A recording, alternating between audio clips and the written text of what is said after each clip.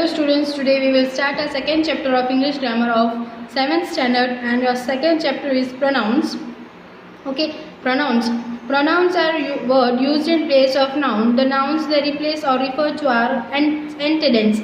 मतलब क्या है, जिस nouns की जगह हम जो word use करते हैं उसको हम क्या बोलते हैं, pronoun, और उस word को क्या बोला जाता है, antecedents. और ये देखो, ये ऊपर की एक्सरसाइज है ना, वो आप खुद से by your own you have to solve this exercise.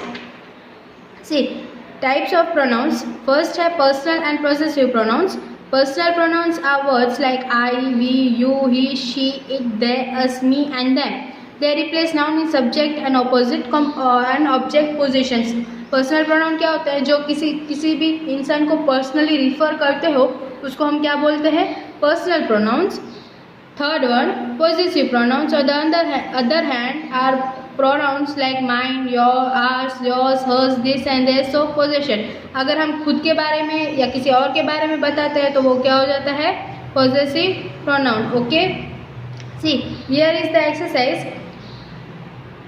Read the following passage. Replace the italicized words with appropriate pronouns. क्या करना है, हमें इसमें appropriate pronouns यूज़ करना है, जैसे they, them, I, she, me, okay, he, what. तो और क्या करना है, आपको इसको खुद से बनाना है. You have to solve by yourself and I will send you the pictures for your corrections. Okay. And fifth one is reflexive and emphasising pronouns. Emphasising pronouns कभी होते हैं, किसी के बारे में हम अपने सेल्फ के बारे में बताते हैं. पर्सनली फॉर आवर सेल्फ और देम सेल्फ, हम सेल्फ के बारे में बताते हो उसको हम क्या बोलते हैं, emphasizing pronouns. Okay, when a subject and a object refers to same person or thing, the object pronoun takes a reflexive pronoun. मतलब कि जो object है वो अगर किसी सेम चीज़ के बारे में हो तो हम उसको क्या बोलते हैं, reflexive pronouns. उसके ऊपर ही डिपेंडेंट एक्सरसाइज है, fill in the blanks with refreshing और emphasizing pronouns. उसमें क्या है, आपको ब्रैकेट में ऑप्शंस दिए हैं, ब्रैकेट में से आपको करेक्ट ऑप्शन चूज करके आपको प्रोनाउंस लिखने हैं. Okay, you have to do it by yourself. Here is answer the following question using emphasizing pronoun. The first one has to be done. Who painted the house? We painted it ourselves. Who washes your clothes? Wash them by myself. Do you want to tell mother about this? What? To tell her mother. Myself. Can you get me a glass of water? तो उसमें क्या आएगा, why can't you get by yourself? Who told you Leela was ill? Leela herself told me. जिसमें herself, yourself, self लगता है उसमें हम क्या यूज़ करते हैं, emphasizing pronouns. Next is demonstrative pronoun. Demonstrative pronouns are used to point out people or things that are being talked about. This, that, those are demonstrative pronoun. मतलब किसी के बारे में हम कुछ बात कर रहे होते हैं उसको हम क्या बोलते हैं, demonstrative pronouns. Like filling the blanks with appropriate demonstrative pronouns. इसमें हम demonstrative pronouns यूज़ करना है, जैसे those, this, that, और हमें ये demonstrative pronouns यूज़ करके filling the blanks लिखने हैं. Okay, do it by yourself. I will send you the pictures and you correct it if any mistakes have been done by you. Next is interrogative pronoun. Interrogative pronoun आप कभी use कर, जब भी कोई question हमें किसी को पूछना होता है तो हम कौन सा प्रोनाउन यूज करते हैं, इंट्रोगेटिव प्रोनाउंस, जिसमें whom, whose, who, which और what यूज होता है.